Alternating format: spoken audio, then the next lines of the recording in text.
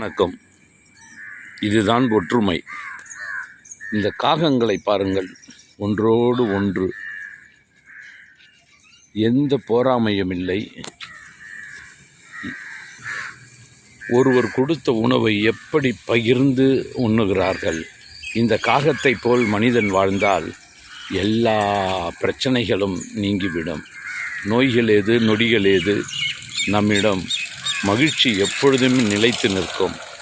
இந்த ஒற்றுமையை கொடுத்து விட்டால் போதுமே. கேட்போம் ஆண்டவரிடம், இறைவா, இந்த ஒற்றுமை எனக்கு வேண்டும்.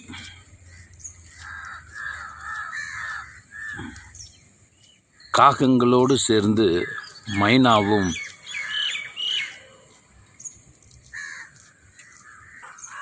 உணவருந்துகின்றன. இந்த உணவை அளித்தவர் எப்பொழுதும் மகிழ்வார். அதுதான் பிறரை மகிழ்வித்து மகிழ்வது. பிறர் என்றால் மனிதர்கள் மட்டுமல்ல, இறைவன் படைப்பாகிய எல்லா விதமான படைப்புகளையும் மனிதன் நிறைவாக ஆசீர்வாதமாக மாற்ற வேண்டும் என்றால் இரக்க குணம் நமக்கு இருக்க வேண்டும். ஆம், இதோ இது சென்னை தரமணி ரயில் நிலையம் அருகில் உள்ள இடம்.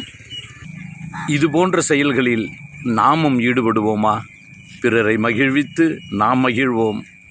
அதுதான் வாழ்க்கை. வாழ்க்கை ஒரு முறைதான். அதை பிறரோடு பகிர்ந்து வாழ்வோம். நன்றி. மீண்டும் நாளை சந்திப்போம்.